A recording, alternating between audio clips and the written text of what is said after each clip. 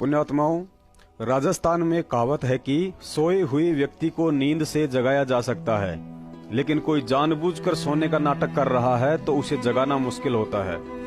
और इसमें कोई संशय नहीं है कि यह नाटक आज 70% संगत कर रही है। सतलोक आश्रम मैनेजमेंट की पिछले 4 वर्षों से प्रत्यक्ष में सैकड़ों गलतियां प्रमाणों सहित देखने के बाद भी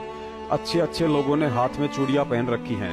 संगत इतनी कायर बन चुकी है कि किसी भी कोऑर्डिनेटर, नामदान संचालक या मैनेजमेंट के गुंडों से सवाल तक करने की हिम्मत नहीं रखती है। लेकिन वही दूसरी तरफ यदि सतलोक आश्रम मैनेजमेंट के गुर्गे अपने बचाव में सत्सेवकों के खिलाफ अगर कोई एक झूठा संदेश संगत में डाल देते हैं तो झट से उन 70% कायर भक्तों की सवाल करने की औकात हो जाती है। और आजकल मैनेजमेंट की तरफ से 2 सवाल संगत में घूम रहे हैं। उनमें से पहला झूठा आरोप मुझ दास पर यह है कि पवन दास के घर पर नामदान केंद्र था, लेकिन वह नामदान पर पैसों में गफलत करने लग गया और पता चलने पर गुरुजी ने पवन से नामदान केंद्र छीन लिया। पुण्यात्माओं, दास की आदत इन कोऑर्डिनेटर, नामदान संचालकों और गुरुजी के परिवार वालों की तरह थूक कर चाटने की नहीं है।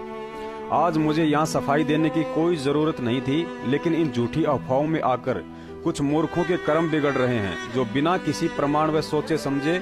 दास की एक दूसरे से चुगली करते फिरते हैं। दास सर्व संगत के सामने वह सतगुरु देव जी को साक्षी मानकर बताना चाहता है कि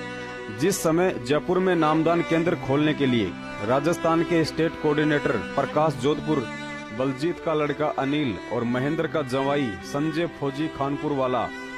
जगह जगह घूम रहे थे, लेकिन उस समय जयपुर में उन सभी भक्तों ने अपने घर पर नामदान केंद्र खोलने से साफ साफ मना कर दिया था, जो आज अपने आप को बहुत बड़े थोते सूरमा समझ रहे हैं। अंत में जब मैनेजमेंट को कोई रास्ता नजर नहीं आया तो मुझदास की प्रार्थना पर मेरे घर पर नामदान रख दिया गया।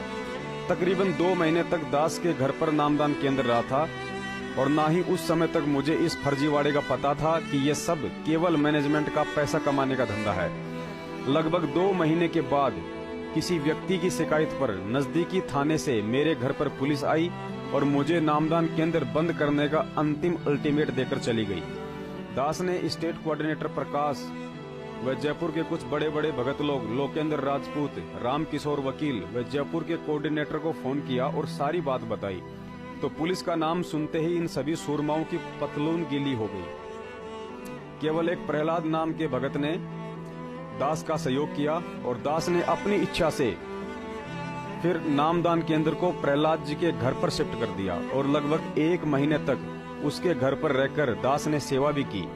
लेकिन उसके बाद जैसे ही दास को इस मनमाने आचरण और फर्जीवाड़े का पता चलने लगा तो दास ने किनारा करना शुरू कर दिया। और आज जब सतलोक आश्रम मैनेजमेंट के इस गोरख धंधे की पोल खुल रही है तो मुझ दास पर घटिया आरोप लगा रहा है कि नामदान की सेवा पवन दास से गुरुजी के आदेश से छीनी गई थी,